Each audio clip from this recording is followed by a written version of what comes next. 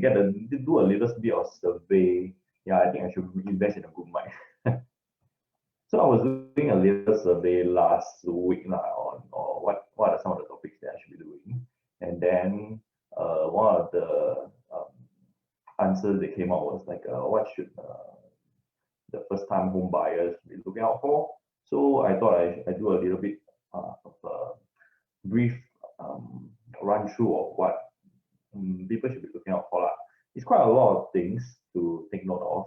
So we I think today we just do a brief run through and over the next few weeks I'll do the more detailed version one by one.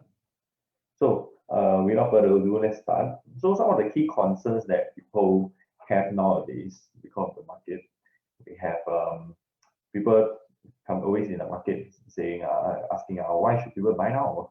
So because after during the pandemic, right, the economy not say doing very well, so how come people are buying properties? And then there's of course a very concern because we have people losing their jobs, but of course the economy is recovering. So that could be one of the issues, one of the reasons contributing to why people are purchasing properties now. And next, you have buy property nowadays can make money. Man, with so many cooling measures, it is understandable that people question whether you can still invest in properties. Of course, it's a yes and no. There are a lot more factors involved right now in today's market compared to last time when we basically you just buy anything, even HDB, and then there is a very, very high chance that you can make money. Nowadays, it's a different thing. And of course, we will slowly over the next few weeks, we'll look at some of the factors that can cause the price movement and price performance. The last one will be what should I look out for when buying a property? So these are some of the things that I'll be going through right now. First of all, what we need to do is we need to know what we really want when it comes to buying a property. So clarity has to be very important. Are you looking at more of the short term? When it comes to short term, we are definitely looking not at maybe a few months. We're looking at probably about 3 years, because one of the key things that we want to look out for is the seller's stamp duty. Because seller's stamp duty, 3 years, you are not saying not allowed to sell. You can sell. It's just that you will be taxed at 12%. So it is effectively in today's market a large percentage of our profit margin. So when it comes to short term, there is pretty much the shortest when it comes to when we are looking at the private market. And when the long term, of course, we are looking at probably 10 to 15 years time. So these are some of the key factors that we need to be very clear about if you want to get into property market. Okay, first of all, you need to know when it comes to the financial. One thing, like I said just now, you need to know what are your plans for the next 5 to 10 years.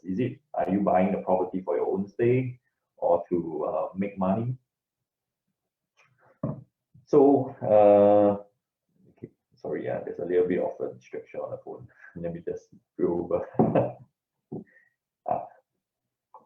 Okay, so back to it. So we need to know whether is it for own stay or to make money. Because nowadays in today's market, we cannot say buy wherever we want and then hope that it can make money. Because, for example, everyone wants to buy near MRT because of the convenience. However, there's one thing is that developers nowadays, they are also savvy people. Basically everyone on the internet has access to a lot of information. So there is not much reasons for the developer to sell you cheap when it comes to a good location. Therefore, it may not be a very wise choice for us to be looking at buying into a convenient location and then hoping that we can make money. Whereas on the other hand, we have more ulu condos. They are making quite a lot of money. Over the next few sessions, I will be showing you, of course. And next thing we need to know is we need to know what we can afford. The cooling measures, we have quite a lot of them. We have the LTV, we have the Tdsr and the MSR, LBSD, ABSD, SSD, so many things, right? So the first one, LTV, is loan to value ratio. First of all, the first loan you can borrow up to 75%, and then the second loan, or rather the second property that you want to purchase, you are looking looking at 45%. Of course, this one and obviously the third property will be lower, but this is just an example. Last time, during at least more than about 10 plus years ago, we can even borrow up to 90%. But nowadays, because we do not have access to that much capital, therefore, we won't be able to borrow that much anymore.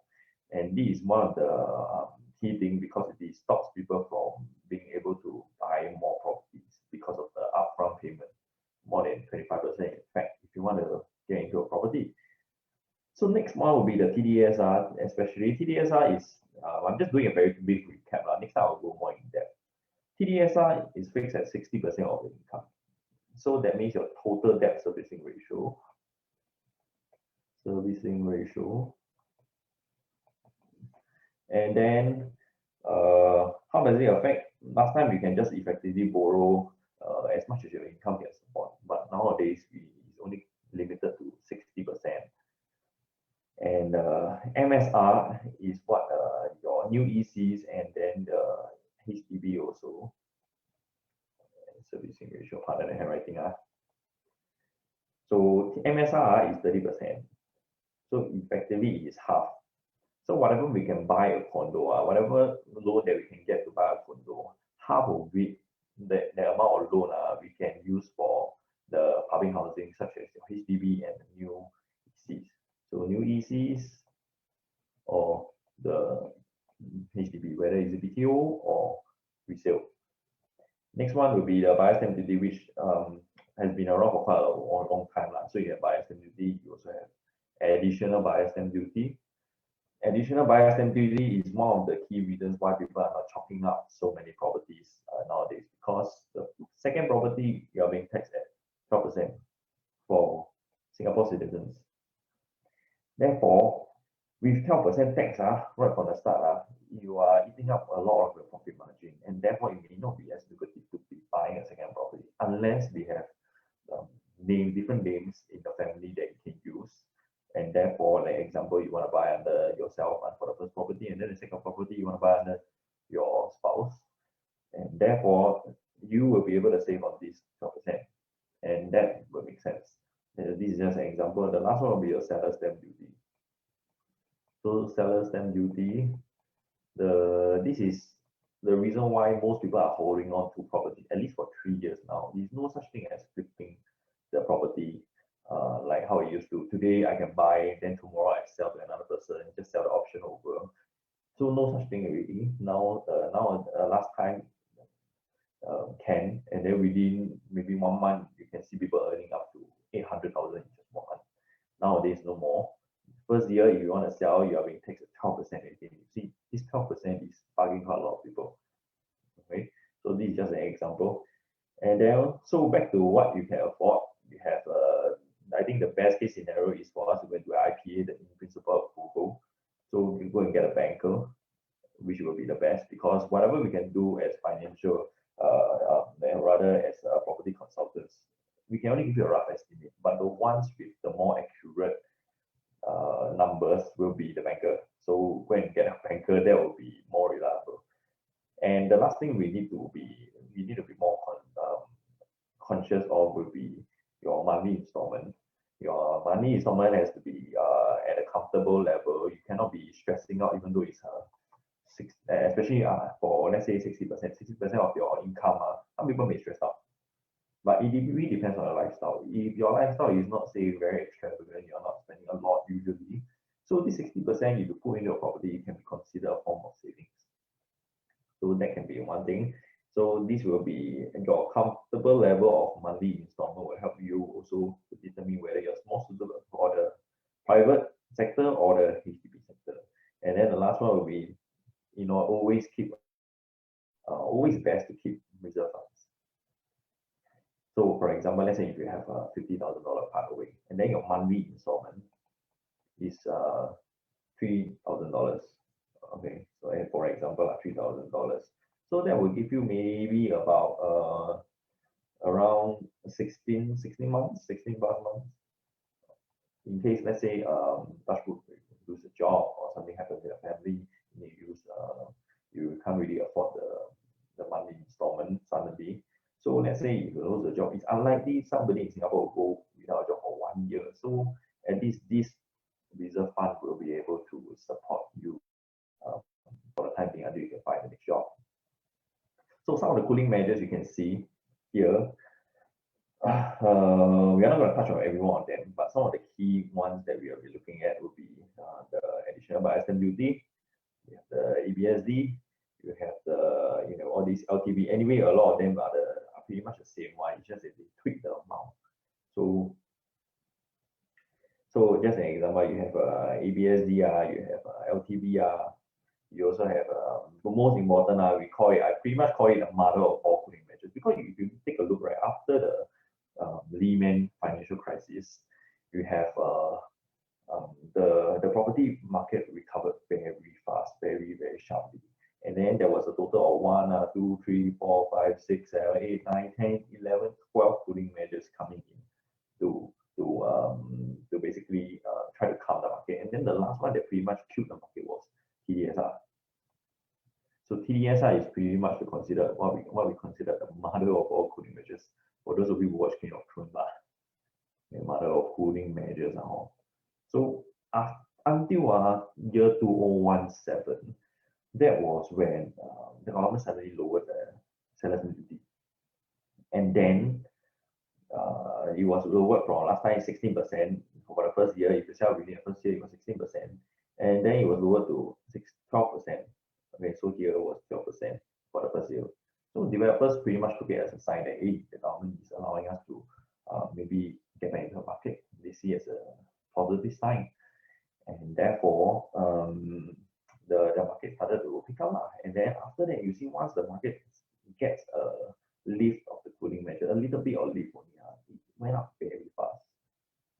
So this one, what you can see is that the property market in Singapore is a very strong, there's a very strong force behind it. And therefore, I think it's pretty much in our culture. It's pretty much ingrained in our culture in the sense that everyone in Singapore wants to own a piece of property. I have quite a lot of friends and even clients at 20 plus, 30 years old, they're coming to me, hey, I feel I really need to put my money into property there. So whereas in maybe other countries, maybe like the US, to them it's like just rent off. Why do I need to own a property? So you can see the culture ingrained in us is very different. So that could be one of the reasons why we have, when it comes to cooling measures being lifted a little bit, the property market pretty much surged very quickly. And then until this is where the government slaps another cooling measure down by increasing the ABSD. Okay. So I'm not going to touch too much on that because we won't be able to finish today. I'm trying to keep to a half an hour limit. Okay. I think after what you call it? After what you call the long Monday, I think everyone is tired also. So we look at the HDB, how HDB has reacted in general, how HDB flats has reacted in general. After 2013, you realize it pretty much peaked at 2013. And then this is the so-called the most updated version in 2021.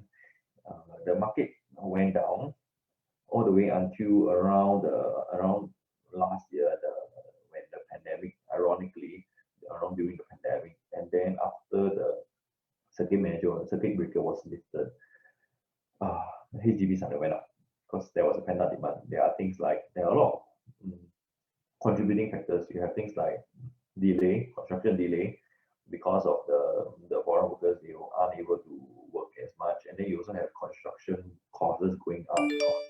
Things like transporting the workers, they are very you need a lot more lorries to transport them, whereas last time you can just squeeze everyone together in one lorry. So these are the kind of things that increases the cost of construction. So things like that, it can actually result in the delay of the construction. And then we have also increase in government grants, because the government increased the resale grant, and therefore people find it more attractive. Why not I go into resale market? Because it's easy, because you have I think the highest was like $160,000 up to $760,000, which is very generous. But if let's say you're buying a $200,000 property, all you need left is just to fork out $400,000 or $40,000. So you can see these are some of the factors. They are just some of the factors that can result in the increase in the price index of the HDB resale flats. And not to mention you have the new flats. The new flats are those in Apongo. Apongo 5 room flat for instance, for those of us who are not very into the market. Apongo 5 room flat can fetch above $700,000. Last time, no such thing, right? What would people go and buy $700,000 in Pongo? But now things have changed. Pongo has become like the in thing because there are a lot of youngsters who have very good careers, so they are able to afford. So therefore, you have the Pongo flats are really going up quite a lot and these are the kind of the flat prices are the ones that are putting out the market Okay. And what we need to do for especially the first time home buyers, what you need to do is that we try to spend some time before you even make a purchase. Don't just buy because you feel it's cheap, because cheap doesn't mean there's value. We need to get educated on the market. Maybe try to seek professional help. Talk to a few consultants if you need to, or maybe just speak to one trusted one if you need to. So find out things like whether is it a good one to go into a resale or a new unit. Whether is it always freehold, because everyone in Singapore loves freehold. But is it the right thing to go into? I'm not going to touch into this. It's going to take a very long time. And then a big or small development. Well, how come so many people are flocking to big developments? What's the thing about that attracts people about big developments? And then also you have a rough idea of what you want to buy, and also around the area, and whether the area has a lot of factors like supply factors. Are there a lot of supply in the area that are causing that is actually hindering your price from going up? And last of all, start exploring property portals. Go and property Google and flip 99.co all these, and then take a look at how the market is behaving. How much is the market able to accept? The property prices, Property Guru will also show you the transacted prices. So you roughly see what are the kind of prices that the market can accept. And therefore, from there on, that is the reality. Because I have some clients, they really want that property. Then they realize their parents say, hey, what's so expensive? Why do we want to pay 1,500 for what? Maybe even dairy farm area, maybe even Punggol area. Why should I pay 1,008? But the thing is, because they have been out of touch on the market for too long, they don't know that this is what the market right now has already accepted. So we need to be in line with the current reality. If not, then we are just going to be left behind, not going to be eventually buying something. And let's say if we already got something, I think what we need to know is that most of us, our first home are usually not our last home. I think myself is a very good example. When we bought our HDB resale about 5 years ago, we thought that, we're going to stay forever for the rest of our life. It's fine, So we put, thankfully not a lot of money, but still quite a bit of money into renovations. I heard of people who put in like this price of what we put in. But you regret because you realize that you have plans to move there. So don't put so much money if it's your first home, because very likely it's not going to be your last home.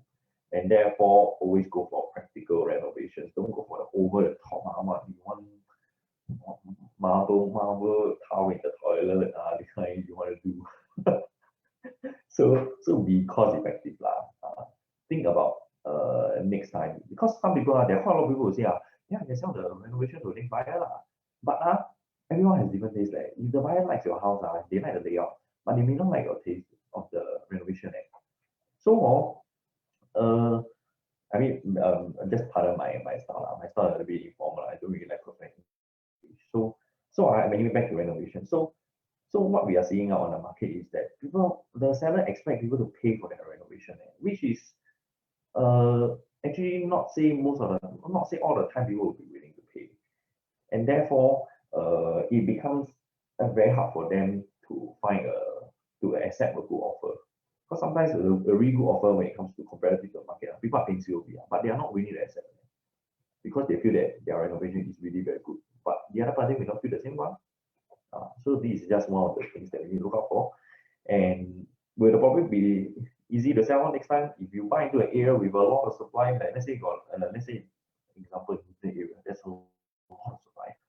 Next time we can show you. There's a lot of supply. If you want to increase the price, you got like maybe 10 other condos that are selling cheaper than you. So is it going to be easy to sell? I think unlikely then. And therefore, if you are not able to make more money, then next time, how is it going to use? How are you going to use the same amount of money, that profit? Because there's no profit. How are you going to use it to roll over to the next asset? So these are some of the things that we need to take note of. So I think nowadays we have quite a lot of people who are single and waiting until 35. Nothing wrong with that. There are quite a lot more of them. But I think some things that people don't realize is that, hey, 35 years old, then they realize, if they want a BTO, they can only buy a two-room flat. Two-room flexi, and it's non-mature estate. You cannot buy 1 to 5 year old, you cannot buy Tampines. Cannot. So then they'll be like, oh shit, then I wait until 35 for what? Of course, they can buy a resale DB flat. The thing is that, of course, it is a little bit more expensive. Of course, you have grant, but singles grant, I think we need to know that it's not a lot. Everything becomes effectively half. Or example, if you want to buy a 4-room flat, resale flat, and then the government gives you $40,000 to $50,000 for a normal couple. But let's say if you want to buy under a single scheme, you're going to get half, so 25K. But let's say you want to get 600K 5-room flat, and then you have to down the rest of the property price you have to pay for it. So these are some of the things that we know. All these, I'm just like I said, I'm just going to touch briefly because I think we just want to have an overview. Next time over the few sessions, if you want to delve more into a specific topic, then you drop me a DM or maybe even in the comment section, and then I will try to see what I can do. Maybe I'll try to share with everyone as well. So anyway, next we have we just look at what some of the supply factors can affect, how some of the supply factors can affect our property prices. We look at Punggol. Punggol, let's say this 195A. 195A, I think it was the lease started in 2007. 2007, not very old. The flat is only 13 years. So it's actually a very young flat. And then what happened to the price? Just 30 years. You see, roughly around the time when the MOP back in November 2012, when people, or actually earlier. So 2012, people sold the flat for this amount of money. Okay, it is a 16 floor, 16 to 18 floor. Okay, we don't know the exact one. And then back here, let's say 7 years down the road, if somebody bought in at 545. 7 years later, they expect the property to appreciate, because last time our parents, whatever they buy will appreciate. But now it's a different thing. Now you buy doesn't mean you will appreciate. So 7 years later, you see at 16 to 18 floor also, from $545,000, it dropped all the way to $435,000. So you see that around the same floor range, you have people making a loss of $120,000. So why is that? Because everyone knows that Punggol has a lot of supply. If your flat is older and then you have a whole bunch of new flats coming up, they are newer, maybe perhaps, unfortunately, maybe even nicer than yours because when it comes to design, what better view, what Coney Island view, all these kind of things. So it's very hard for you to fight with them. And the only way you can get them to look at your unit is how? Is to reduce the price. So after looking at the HDB market, we just have a quick look at the private market. Oh no, we are running at, okay, I'll try to finish up. It's already 9:35. So private market performance, you can see it's a little bit different. Back in 2013, also Tdsr, you see the mother of cooling measure already. Then went down, and then after around 2017, when the government lifted the cooling measure a little bit through the SSD reduction, property market went to immediately surge. So HDB, if you take a look, right, HDB wasn't the same. Up to 2017, around here, because HDB actually not affected by SSD, but it's not affected by selectivity because everyone is bounded by the MOP period. So the MOP period is 5 years and it's definitely way over SSD. So lifting out the SSD doesn't seem to affect the HDB market. But private market is a whole different story. So private market started around and 2018 around there you see the property market start to drop because of the increase in ABSD. Okay? And some other cooling measures, but mainly the increase in ABSD. So after that, property market only took about 2 quarters to recover and it started going up again.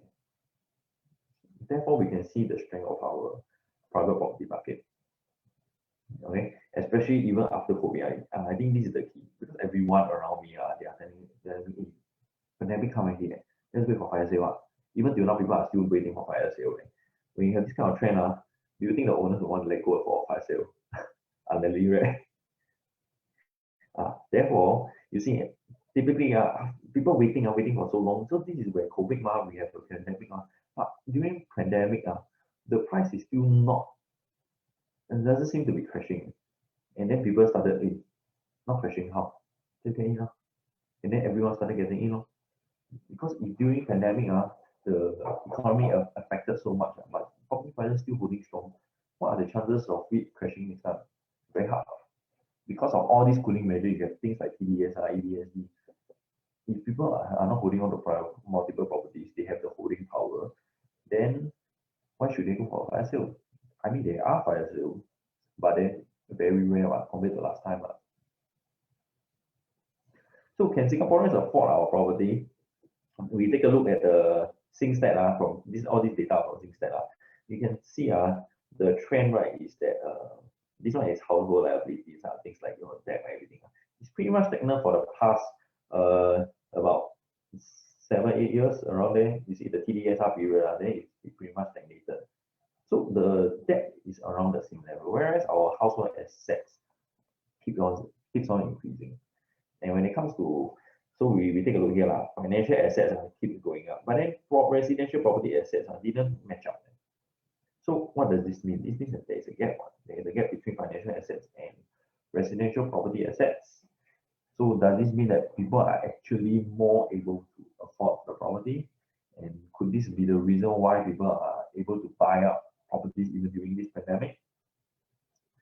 So this one you can see also over here, liabilities, you have mortgage loans, personal loans stagnated, and then you have mortgage loans also pretty much stagnated around 2017.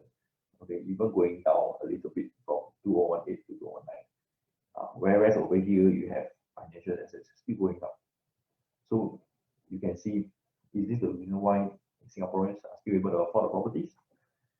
So why buy during pandemic? All these people, all these news coming out recently only. This was just 2 days ago. Property prices rise up on Q1 on strong demand. So this could be some of the factors. Interest rate is definitely one of them. When your interest rate goes up to around 2.6, let's say we take a HDB loan interest rate 2.6%, and then now some of the banks are offering as low as 1.1, 1.2%. If you have 1.2 versus 2.6% for $1 million property, and then you borrow 75% of the purchase price, 2.6%, you are paying monthly $3,000, whereas 1.4 you're only paying 2.4. So for those who wants to take advantage of property, they will want to take advantage of the interest rate. You take the interest rate, and then every month you are paying as little as much as basically $500 lesser. And then the most important thing is this one, interest cost. Interest cost is money that goes to the bank. And then when the money that goes to the bank is lesser, that means what? That means you get to keep more. So this one is also, if you want to make money through property and then you are spending this amount of money, I think it's a very good, it's a very fair deal one, even some of the profit margins. Okay, I'll just try to speed up. So this is just one of the example of whether property can make money. So of course, a lot of people are saying property can make money. We just take a look at this one. Just this year, just 1 or 2 months ago, gotten a TOP seaside residences near the East Coast side. and then they are making as much as this $600,000 when the okay, think about it lah. They just got key only or maybe even some of them they sold before they got key and then they're making this amount of money. So if you pick the right property, you still can make money. But the problem is, how do you pick the right property? I think that is the main thing. So when it comes back to this question, whether people can make money, it really depends on can make money, but how do you spot the right one? So now tax have changed. Last time it's all about location, location, location. Now different. Now we have two examples. Let's say we have a panorama and then Sims Residences. What Sims Residences is here, Paya Lebar MRT is here. You have two lines there, so it's pretty walking distance over. Very good location, right? Whereas panorama, actually you don't see MRT yet. Yes, we have a Thomson line over here, but it's still under construction. But so not hotel. This one is pretty much ulu, if you think about it. So location-wise, this is definitely way better. Near MRT, this one is far from MRT. How did the performance go? We take a look over the past 5 years. Panorama made 20%, whereas Sims Residences actually made a loss of 0.33%. And then we take a look at the numbers again. So this was back in around 2015, 2016. You look at Panorama, how much did they get in at? They get in at 1,002 on average, whereas Sims Residence got in at about 800 plus PSF. And then 5 years down the road, Panorama are selling at 1,004, 1,005. So effectively, they are making up to $200 to $300 PSF profit. If you are looking at a 1,000 square feet unit, that will be a $300,000 profit. Okay, whereas Sims Avenue, Sims Residences, they got a property at or rather 2020 lah, 2020 lah, okay, 2020. The prices are around there, despite a very good location, are still selling around this price. How come? Right? Doesn't make sense, right? So is location still the most important? Okay, so pretty much that's it today. I think we don't want to overrun too much.